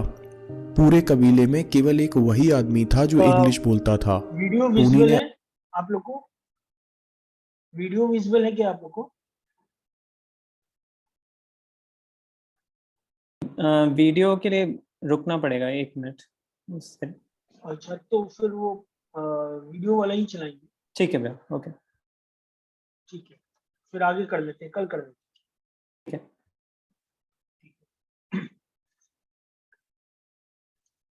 हैं। तो आगे बढ़ते हैं। अतः हे प्रभु, मैं शरीर को भली भांति चरणों में निवेदित कर प्रणाम करके स्तुति करने योग्य आप ईश्वर को प्रसन्न होने के लिए प्रार्थना करता हूँ। हे देव, पिता जैसे पुत्र के, सखा जैसे सखा के, पति जैसे प्रियतमा पत्नी के अपराध सहन करते हैं, वैसे ही आप भी मेरे अपराध को सहन करने योग्य है। श्री कृष्ण ने सबसे ज्यादा सेवाएं, जो भी उन्होंने किया, जीवन जो भी किया उसका पीछे कारण था। हर चीज का एक कारण था, जिसमें कि एक सबसे बड़ी चीज, जब श्री कृष्ण का नाम आता है तो गायों का नाम आता है, गौ माता का नाम आता है। उन्होंने अपना बहुत बड़ा पार्ट, चाहे वो गोकुल में रहे हो और चाहे वो आगे द्वारका में रहे हो, गायों की सेवा हमेशा की। गायों को हमेशा सबसे ऊपर रखा है। उनकी बहुत सचित्र गायों के साथ है, गायों से अलग स्नेह था, उसका एक कारण था। गाय गाय के लिए आज हम लोग नई नई फिलॉसफी, नए नए थ्योरीज आ गए हैं। उसको ऐसे दिखाया जाता है कि इंसान की कोई कद्र नहीं है, गाय की कद्र हो गई, गाय को वो मान लिया गया। तो मेरी खुद की लाइफ में जो आज प्रिया जी ने क्वेश्चन किया, ऐसे क्वेश्चन मेरे पास भी बहुत थे और रहते भी हैं। मैंने लाइफ में ईश्वर की कृपा से बहुत मौके मिले जहां मैं वो लाइफ भी जिया, जहां मैं पूरी तरह से नेगेटिव था, नकारात्मक था, वामपंथ विचारधारा से था, जहां मुझे हर चीज का स्वीकार था, जहां एक तरह से नास्तिक कैसे, पहले मैं आस्तिक भी था, फिर नास्तिक भी, फिर आस्तिक भी। बहुत क्वेश्चन आए एज अ नास्तिक, बहुत प्रश्न आए। आस्तिक में कभी ऐसी भी स्थिति थी कि प्याज लहसुन भी नहीं खाना, एकदम पूरी तरह से गौ सेवा, प्याज लहसुन भी नहीं खाना, जीवन एकदम सात्विक, बहुत चीजें रही, एक्सट्रीम पे रही। नास्तिक रहा तो बहुत एक्सट्रीम पे, नास्तिक रहा तो एक्सट्रीम पे, चीजें अप डाउन रही।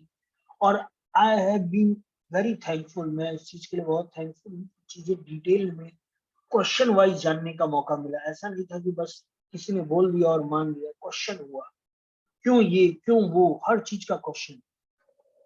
तो ठीक भी था। मैं बहुत रामायण और महाभारत को सिर्फ एक कहानी के तौर पे, सिर्फ एक कहानी ऐसे भी बोल के इसको वो करता था, लॉजिक्स देता था। लेकिन मैं जब इवेल्युएट किया, चीजों को देखा, तो वाकई मुझे कोई फिलॉसफी, कोई थ्योरी इसकी जैसे पावरफुल, स्ट्रॉन्ग और बिलीवर बनाने वाली नहीं, ओपन दिमाग वाली नहीं। हर जगह कट्टर बनाते जा रहे हैं, यही सही है, यही सही है। एक भगवत गीता हमें ओपन माइंड करती है कि हमारे अंदर स्वीकारता लाती है, हमारे अंदर एक्सेप्टेंस लाती है। गौ माता आज के समय में A2 जो गाय होती है, देसी गाय होती है, उसके दूध को A2 दूध बोलते हैं। और जो जर्सी गाय होती है, क्योंकि आज से कुछ साल पहले, 30-40 साल पहले, गाय के लिए देसी या जर्सी वर्ड ही नहीं यूज होता था। गाय मतलब गाय। जैसे आजकल हम देसी घी यूज करते हैं, एक समय था जब आपके नानी दादा का समय रहा होगा, हम छोटे रहे होंगे, जो आज 40-40 की एज में, उस समय देसी घी वगैरह वर्ड ही नहीं था। 40-50 साल पहले उस समय वर्ड था सिर्फ घी। ग्रेजुअली देसी गाय, फिजिशियन गाय आती गई और ये मिक्स होता गया। फिर इसको लोगों ने देसी गाय और देसी घी का नाम देना शुरू किया। दोनों में फर्क है। ये जो आपका डेनमार्क वगैरह एरिया है, वो गायों के लिए बहुत ज्यादा प्रचलित है। वहाँ गाय का बहुत काम होता है। न्यूजीलैंड वगैरह में दूध का बहुत बड़ा इंपोर्ट एक्सपोर्ट होता है, वहाँ बहुत बड़ा काम है। और वहाँ पे A2 A1 गाय होती है, A1 दूध वाली, मतलब जर्सी गाय। जर्सी गाय का 2-3 चीजें मैं बता दूं। जर्सी गाय, उसको इंजेक्ट करके, मतलब कुछ और ब्रीड, सुअर या किसी और जानवरों की ब्रीड से मिक्स करके उसको बनाया जाता है, जस्ट बिकॉज की ज्यादा दूध दे, इसलिए उसको बनाया जाता है, क्रिएट किया जाता है, मिक्स, दो ब्रीड को मिक्स कर।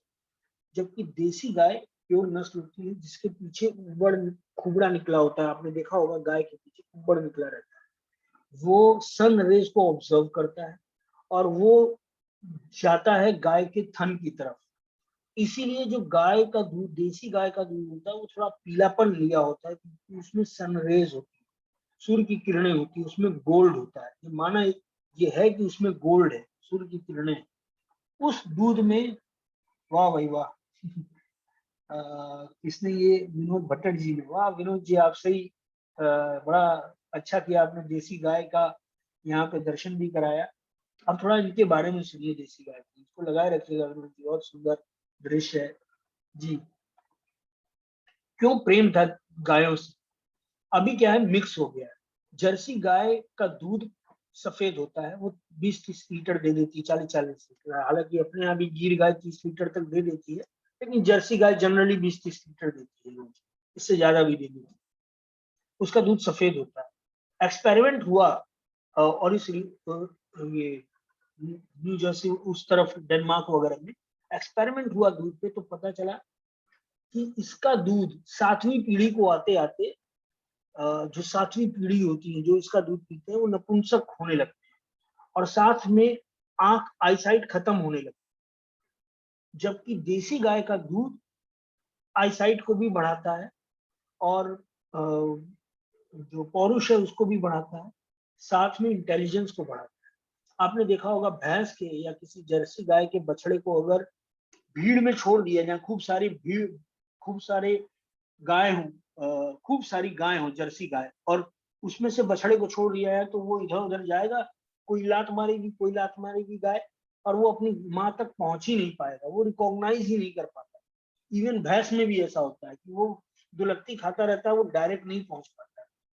जबकि देसी गाय का जो बछड़ा बच्चा होता है, वो सीधे अपनी माँ के पास जाता है, वो इंटेलिजेंस होता है। इसके अलावा देसी गाय का दूध, जब एक्सपेरिमेंट्स हुए और ये पता चला कि ये इतना फायदेमंद है, तो अमेरिका ने ब्राह्मण नाम एक देसी सांड को खरीदा, उसको परचेस किया, और उसको 56 लाख में, आज से कई साल पहले 56 लाख में परचेस किया।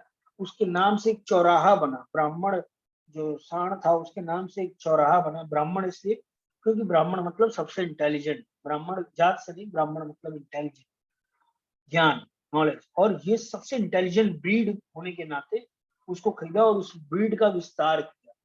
अभी हमारे यहाँ ऐसे ही है, मतलब सेकुलरिज्म या इसकी भावना उसकी भावना के नाम पे तमाम जगह गाय कट रही हैं, जबकि गौ माता श्री कृष्ण को इसलिए प्रिय थी क्योंकि गौ पूरी मतलब सारे विटामिन सारी चीजों को पूरा कर देता है। दूसरा, गौ माता का गोबर खाद के लिए, अगर कोई थोड़ा भी जिसके पास खेती हो वो जानता होगा, देसी गाय का गोबर, देसी गाय का स्पेशली अगर गोबर पड़ा है और कोई भी खाद डाल दीजिए, यूरिया तो छोड़ दीजिए, कोई और जैविक डाल दीजिए, और देसी गाय का गोबर का खाद बहुत डबल का फायदा करता है खेती को। गौमूत्र के लिए कई जगह आज मजाक उड़ाते हैं, लेकिन पेटेंट है गौमूत्र कई एंटीबायोटिक के लिए, उसको पेटेंट इसी अमेरिका लोगों ने पेटेंट बना रखा है, पेटेंट कर रखा है बड़ी बड़ी कंपनीज ने, क्योंकि वो कई एंटीबायोटिक में हेल्प करता है देसी गाय का गोमूत्र। अब मीडिया पॉलिटिक्स इतनी चीजें हो गई हैं कि उसको वो करती है, नहीं तो देसी गाय की पावर ये है कि अगर कोई घर में रखता है, मैं वाकई बहुत भाग्यशाली हूँ कि मुझे सेवा का मौका मिला, देसी गाय से जुड़ने का मौका मिला, गौ माता से जुड़ने का मौका मिला। आप भी जुड़िएगा, कहीं ना कहीं हो सके कोशिश करिएगा देसी गौ माता से जुड़े। जिसके बीपी है वो 10 मिनट 12 मिनट रोज हाथ फेरे, रोज हाथ फेरे 10 12 मिनट 15 मिनट, और बीपी उसका नॉर्मल, उसको खुद लगेगा कि चीजें नॉर्मल हो रही, उसका मन शांत हो रहा है। गाय की आंख, गाय का देखने का तरीका मेडिटेशन में बहुत हेल्प करता है। अगर आप गाय के सामने बैठे हो, गाय को देख रहे हैं, आपको मेडिटेट अपने आप, क्योंकि उसका जो कामनेस, जो एकाग्रता, जो शांत मन की शांति होती है वो अद्भुत होती है। इसके अलावा देसी गाय अगर किसी के घर में रहती थी और उस घर में किसी को बीमारी हो गई, जो भी बीमारी होती थी, देसी गाय जब चरने जाती थी जंगल में गांव में, तो वही वनस्पति खाती थी जो जिसके दूध से उस घर के उस बच्चे को फायदा पहुंचे, या उस घर में जो बीमार पड़ा है। इतनी इंटेलिजेंट, और इसीलिए माँ का दर्जा वो ख्याल रखने वाली। लेकिन अभी क्या, वो माँ सिर्फ बन के रह गई, जबकि उसको माँ का दर्जा ऐसे ही नहीं मिला था, वो उसके पीछे पूरा लॉजिक, पूरा साइंस था। गौ माता मतलब समृद्धि, जो गौ माता मतलब स्वास्थ्य, गौ माता मतलब पहले के जमाने में इवेल्युएशन ही ऐसा होता था, कौन कितना समृद्ध है, मतलब कितनी गाय है उसके पास, और गाय मतलब देसी गाय। तो देश, इसलिए गौ माता, अब हम लोग को वर्ड यूज करना पड़ रहा है देसी गाय, अदरवाइज गाय श्री कृष्ण को इसीलिए इतनी प्रिय थी कि वो बहुत ही शांति देने वाली, बहुत ही, उसका पूरा शरीर बहुत उपयोगी है, दूध, गोबर, चाहे गौमूत्र बहुत उपयोगी है। पथमेड़ा एक गौशाला है राजस्थान में, जहाँ 8 गाय से कटने जा रही थी, शुरुआत हुई थी, और आज वहाँ 2 लाख से ज्यादा गायों की सेवा हो चुकी है अब तक, जिसमें कई सारी गौशालाएं उनके माध्यम से खुली है। पथमेड़ा महाराज के नाम से उनको लोग जानते हैं। ऐसे ही वो जॉब करते थे, नौकरी ढूंढ रहे थे, भाई जी से जुड़े और ये हुआ यार तुम गायों की सेवा में लगो, वो लगे, और आज के समय में उनका कोई चित्र नहीं है, कहीं कोई फोटो नहीं है पथमेड़ा महाराज जी की, कोई चित्र नहीं है, लेकिन आप देखेंगे तो आप दंग रह जाएंगे, यार कैसे कोई इंसान इतना दिव्य हो सकता है, जैसे कोई देवता। उनकी आभा, उनका चेहरा, उनकी पर्सनैलिटी, उनका ओज, उनका बोलने का तरीका बहुत अद्भुत। तो हम अभी दुनिया देखे ही नहीं है, हम अपने हिसाब के आसपास के लोगों के हिसाब से हम समझते हैं ये बेस्ट है और ये बेस्ट है। जो हम बात ये हो रही है कि कैसे कोई आंख बंद करके ध्यान लगा के ग्रहों को रचना या महाभारत को या इन चीजों को देख सकता है, हमने एक्चुअली उस तरह के लोगों को देखा ही नहीं। हमने पथमीड़ा, आप में से जो पथमीड़ा महाराज को कभी दर्शन करेगा, देखेगा, वो समझ पाएगा कि एक व्यक्ति की दिव्यता कितनी ज्यादा हो सकती है। उन्होंने अभी कुछ दिन पहले यात्रा की थी पूरे भारत की, गोरखपुर गीता वाटिका भी पथमीड़ा महाराज जी का आना हुआ था, वो वहां भी आए थे, और हम लोग भी जा चुके हैं पथमेड़ा उनकी गौशाला में। इतनी सुंदर सुंदर, और सुरभि नाम की गौ माता थी जो अब नहीं रही, और सुरभि के नाम से ही था सब कुछ, और ऐसी ऐसी गाय, ऐसी ऐसी सुंदर गाय। तो मैं बहुत भाग्यशाली रहा हूँ, और आप भी जुड़िए गौ माता से, आप लोग में कई लोग जुड़े होंगे देसी गौ माता से आप जुड़िए, आप उनके पास बैठिए, आपको एक्चुअली समझ में आएगा कि क्यों श्री कृष्ण इतने गायों के पीछे रहते थे।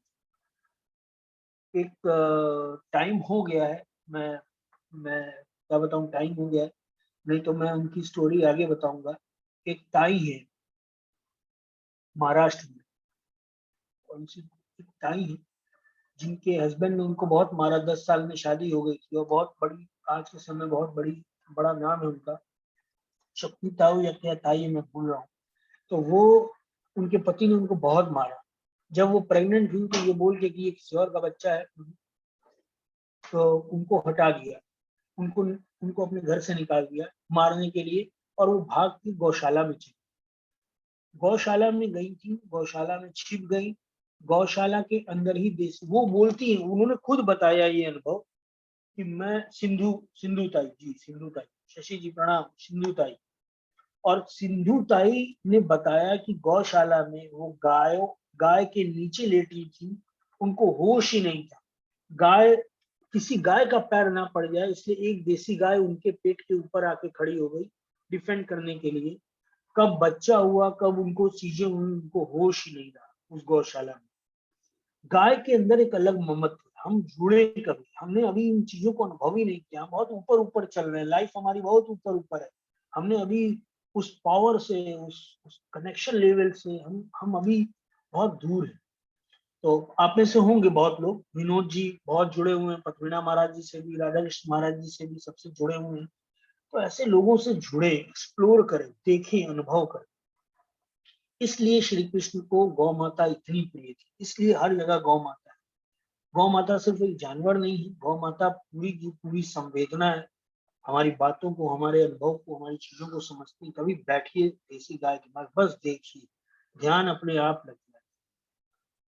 तो आज के लिए इतना करते हैं, बहुत आगे हम लोग चले गए हैं।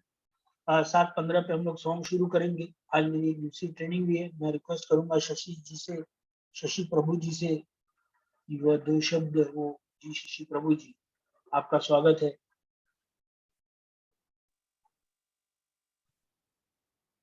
हरे कृष्णा। हरे कृष्ण। एक्चुअली मैं जहाँ हूँ अभी, ये डेरा बोलते हैं। घर में तो शादी का माहौल है, तो बहुत सारे लोग हैं उधर, तो डेरा की तरफ मैं आया हूँ इधर क्लास।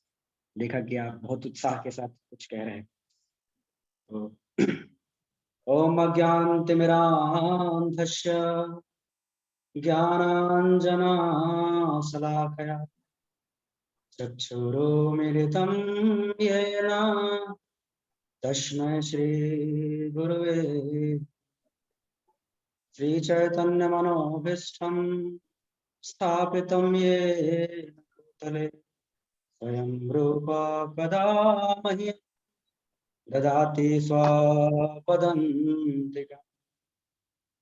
हे कृष्ण करुणा सिंधु दीनबंधो जगतपते गोपेश गोपिका कांत श्री राधा कांत नमोस्तुते।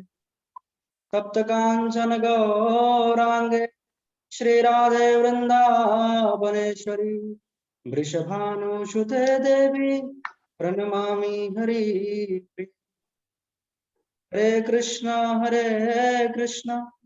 कृष्ण कृष्ण हरे हरे, हरे राम राम राम हरे हरे। तो ये जो शाम जो अद्भुत बनाया हुआ है पुनीत जी ने, ये बहुत ही एक सौभाग्य की बात है, क्योंकि आजकल हम जहाँ कहीं भी देख रहे हैं, मौत का तांडव चारों तरफ देखने को मिल रहा है। बेतहासा, बेसहारा और असहाय होकर लोग चिल्ला रहे हैं और घूम रहे हैं। किसके लिए? ऑक्सीजन के लिए, सिलेंडर के लिए। इन बीचों बीच पुनीत जी ने लोग को इंस्पायर करने के लिए, मोटिवेट करने के लिए, अपलिफ्ट करने के लिए एक ऐसी चीज का सहारा लिया जो वास्तव में जिसकी पूरी दुनिया को ये अर्जेंट नीड है। मतलब there is urgency to understand such science. देखिए, भारत भर में करीब 1.25 करोड़ या कुछ आबादी है, उसमें कुछ चंद लोगों की जरूरत है ऑक्सीजन की, और इन चंद लोगों की ये सरकार या व्यवस्था पूर्ण नहीं कर पा रहे। और हम देख सकते हैं जो ये भयावह जो मंजर है, जो हम सामने एकदम प्रमाण है कि कहीं ना कहीं तो गलती हुई है, कहीं ना कहीं हमें उस भगवान की पुकार को नहीं सुना है। तो हमें ये समय है आत्मचिंतन करने का, आत्ममंथन करने का। इसके माध्यम से देखिए भगवत गीता के माध्यम से पूरे दुनिया में अलग अलग जगह लोग, पुनीत जी जैसे आए तो एक बात बोला था कि कुछ लोग हैं, कुछ मोटिवेशनल स्पीकर है, कुछ ऐसे ऐसे लोग आते हैं, बोलते तो है, बहुत सारी बातें करते हैं गीता के माध्यम से, या गीता का आश्रय भी लेते हैं, लेकिन अपनी बातें करते हैं, वो कृष्ण की बात नहीं करते हैं। कुछ लोग 30 मिनट में गीता सुनाते हैं, 20 मिनट सुनाते हैं, लेकिन वास्तव में कृष्ण का जो मूड है, मतलब अपने माइंड को, अपने हार्ट को, अपने इंटेलिजेंस को कैसे सरेंडर करना है कृष्ण को, उसे हमें समझने का प्रयास करना चाहिए। तो 700 करोड़ से ज्यादा लोग पूरी दुनिया में है, और उसमें देखते हैं सिर्फ मनुष्य है, उसमें और सारे बहुत सारे प्रजातियां हैं, 84 लाख योनियां हैं, उसको भी भगवान ही पूर्ण करते हैं, ऑक्सीजन या हर चीज उनको प्रदान करते हैं। लेकिन कहीं ना कहीं प्रकृति से हम खिलवाड़ किए हैं, जो ये हमें मंजर देखने को मिल रहा है। अभी पुनीत जी बड़ा अच्छे तरीके से ग्रेटनेस, भगवान की महानता बता रहे थे, अर्जुन कैसे एक कृतज्ञता व्यक्त करता है। तो वो अगर हम कृतज्ञता व्यक्त करना सीख जाए वास्तव में, हार्डली, एक एक छोटे छोटे चीजों को, तो क्या होगा कि हम इस भगवान का जो मैसेज है, जो उनका क्या बोलते हैं, उनका किसी का निर्देश, उसका भगवान ने जो निर्देश दिए हैं उसको समझ पाएंगे। देखिए भगवान बोलते हैं सर्वधर्मानि परित्यज्य मामेकं शरणं व्रज अहम तम सर्व पापमेभ्यो मोक्षयिष्यामि मा शुच। मा शुच मीन्स तुम डरो मत, सारे धर्मों को त्याग कर एकमात्र मेरी शरण में आ जाओ, मैं तुम्हें सारे पापों से मुक्त कर दूंगा, तुम डरो मत। भगवान उधर डर, मतलब देखिए क्या बोलते हैं कि भक्त को किस चीज से डरना है। मतलब जो भगवान के शरण में रहते हैं वो इसलिए डरते हैं कि कहीं ना कहीं ये श्रवण करने का और कीर्तन करने का जो मूड डेवलप किया है, कहीं इसको खो ना दे, इसलिए डरते हैं कि कुछ सुखों में, चंद सुखों में कहीं हम खो ना जाए, क्योंकि वो देर नहीं लगता है जब वो हमें आकर्षण आते हैं। तो आप देख सकते हैं, अभी आज मैं एक डॉक्टर के पास गया, मेरी माता जी शुगर पेशेंट है, तो खाली था, डॉक्टर अकेले बैठे थे, तो चेक किया तो ऐसे बोले आजकल का जीवन ऐसे ही हो चुका है। मैंने थोड़ा बातें किया, बोला आप जीवन के बारे में क्या जानते हैं, what do you understand by life.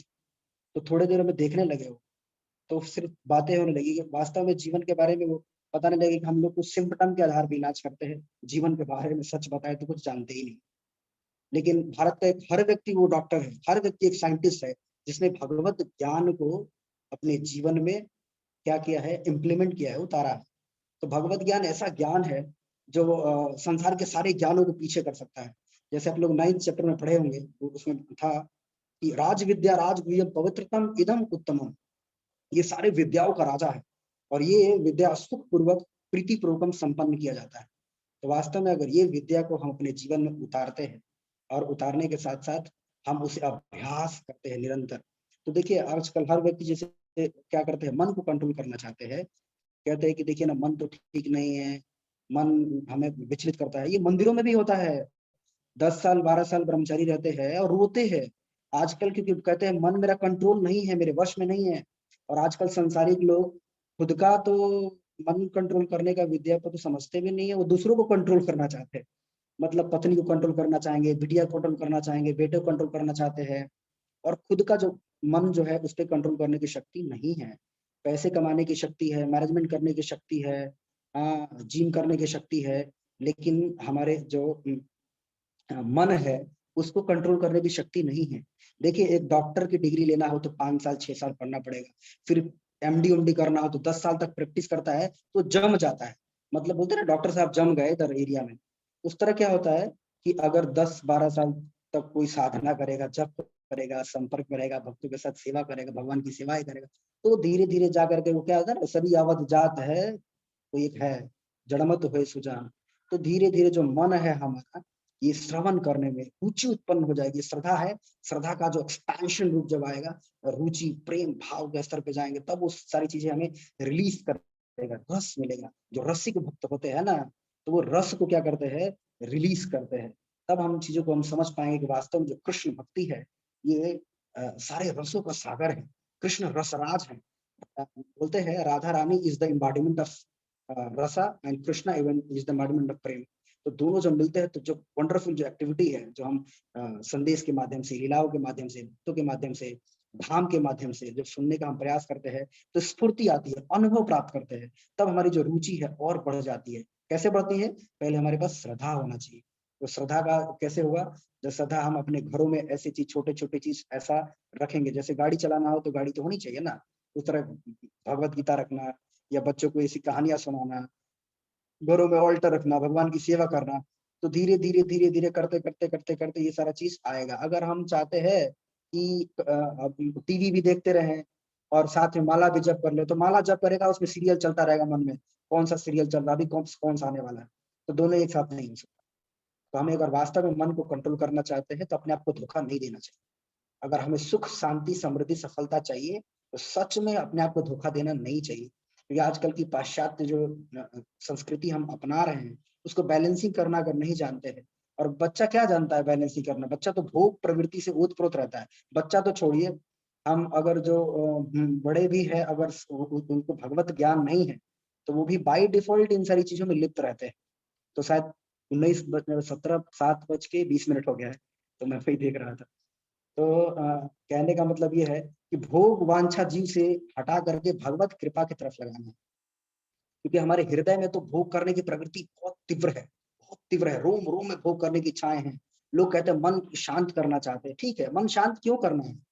प्रश्न है, व्हाई डू यू नीड शांति? कहते हैं कि हमें कुछ टेंशन है। अगर मान लीजिए कुछ लोग गीता का आश्रय लेते, बोलते हैं ये तो जीवन का जीने का कला है। मतलब कैसा जीवन जीने का कला है? वो चाहते हैं कि थोड़ा अभी कम हमें सफलता मिली है, थोड़ा और सफलता मिल जाएगी तो हम सुखपूर्वक रहेंगे। मतलब कौन सी सफलता चाहते हैं आप?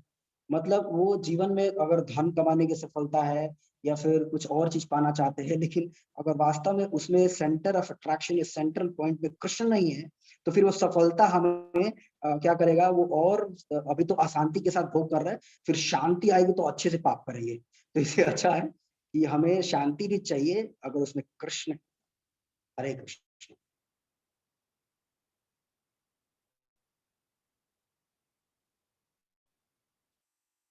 आपकी आवाज नहीं आ रही है, your voice is not Audible. अंधेरे में मत रहा करिए प्रभु जी, आप थोड़ा रोशनी रोशनी लगा के आपके दर्शन भी होते रहेंगे। एक्चुअली ये डेरा है ना, मेरा घर का एक डेरा है, तो वहाँ लाइट आ रही है, जा रही है। शादी का वो है, घर में तो सारे छोटे छोटे बच्चे, बहुत सारे लोग आए हैं, छोटे भाई की शादी है, तो उधर थोड़ा बच्चे रहते हैं, तो इसलिए मैं इधर आ गया। और यही एक भक्त का स्वभाव होता है कि घर में शादी है, सब कुछ है, लेकिन आपका मन यहाँ पे लग रहा है। उसके लिए आप उससे दूर डेरा में या अंधेरे में हर जगह आ गए कि आपको श्री कृष्ण की चर्चा, श्री कृष्ण की बातें सुननी है। जैसा कि भगवान श्री कृष्ण ने कहा था कि मुझे चाहने वाला मेरी बातों को सुनता है, मेरी चर्चाओं को सुनता है, उसका मन उसी में लगता है। बड़ा अच्छा लगा शशि जी, आपसे जब पहली बार मुलाकात हुई थी, तब आज सब कुछ वैसा ही है। प्रेम बढ़ ही रहा है और ऐसे ही बढ़ता रहे प्रेम। आपका आशीर्वाद मिलता रहे, आपका प्रेम मिलता रहे, आपकी वाइब्रेशन, आपकी ब्लेसिंग्स मिलती रहे। यही प्रार्थना है भगवान से। तो हम लोग बढ़ते हैं सॉन्ग की तरफ, और ये सॉन्ग है कि हम कंफ्यूज ना हो। हम कंफ्यूज ना हो कि ये लाइफ जो हमारी है ना, ये कर्म करने के लिए, ये किसी चीज में झोंकने के लिए, ईश्वर का नाम लेके, ठाकुर जी का नाम लेके, भगवान का नाम लेके, जिस चीज के लिए हम बने हैं, हम ढूंढे हम किस चीज के लिए बने, क्या कर सकते हैं, और हम अपने आप को झोंक पाए, उठें और पूरे जोश और पूरी ताकत और पूरे विश्वास के साथ कि श्री कृष्ण मेरे साथ हैं, वो हमें गाइड कर रहे हैं, और पूरी ताकत के साथ इस सॉन्ग में आप सभी का स्वागत है जी। आनंद लीजिए सॉन्ग।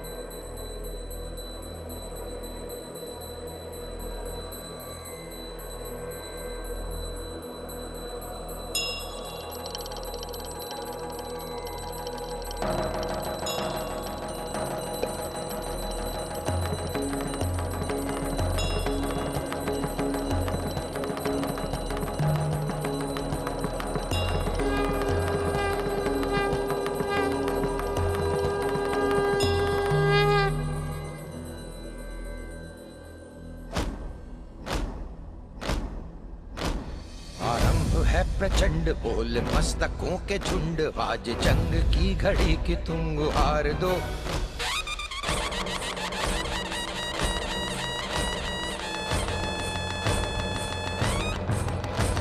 आरंभ है प्रचंड बोल मस्तकों के झुंड, आज जंग की घड़ी की तुम गुहार दो। आन बान शान या की जान का हो दान, आज एक धनुष के बाण पे उतार दो। आरंभ है प्रचंड बोल मस्तकों के झुंड, आज जंग की घड़ी की तुम गुहार दो। आन बान शान या की जान का हो दान, आज एक धनुष के बाण पे उतार दो। आरंभ है प्रचंड।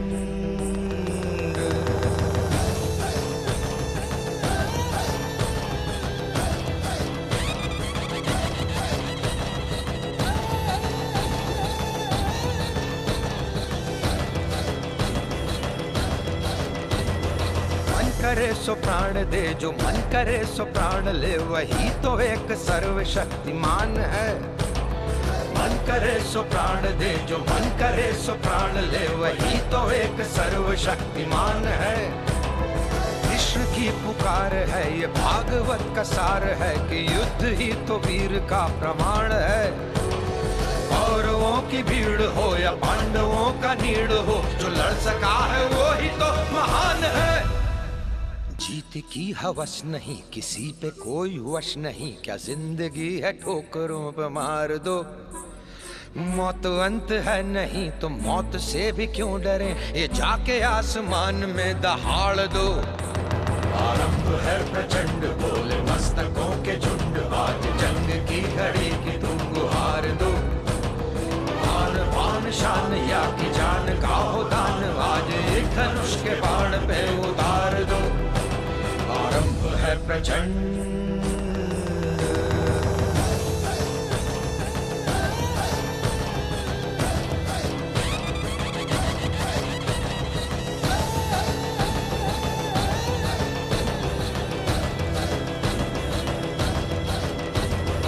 वो दया का भाव या कि शौर्य का चुनाव, या कि हार का वो घाव, तुम ये सोच लो।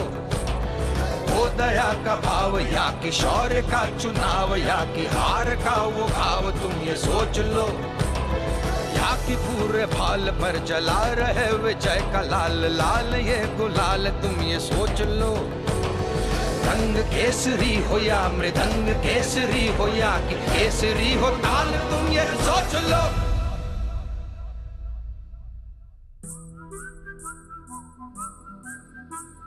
जिस कवि की कल्पना में जिंदगी हो प्रेम गीत, उस कवि को आज तुम नकार दो।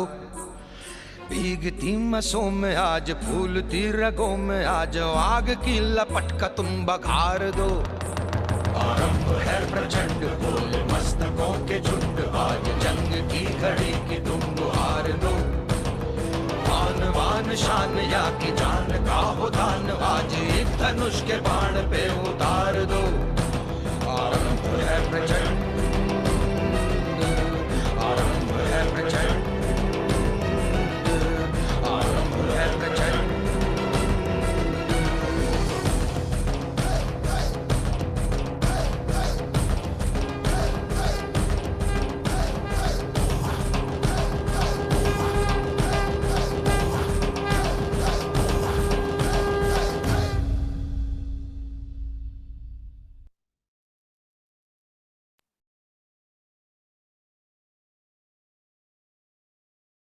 बहुत बहुत धन्यवाद श्रेयांश जी, और विभूर जी सॉन्ग के लिए बहुत बहुत धन्यवाद। और अमित जी, आप कुछ प्रश्न पूछना चाह रहे थे शायद, है कि नहीं? मेरे ख्याल से नहीं है। शशि जी है कि नहीं? अच्छा, शशि जी निकल गए। चलिए खैर, तो आज की सेवा यही समाप्त की जाती है, और कल हम लोग फिर मिलेंगे। आज एक मेरा दूसरा सेशन है, मुझे एक्चुअली वहाँ निकलना है। तो आज के लिए सभी को बहुत बहुत धन्यवाद, कोटिशः प्रणाम। आज वाला सवाल मैं कल पूछता हूँ, क्योंकि अभी काफी लेट हो गया भैया। जी जी, सभी को जय जय श्री राधे।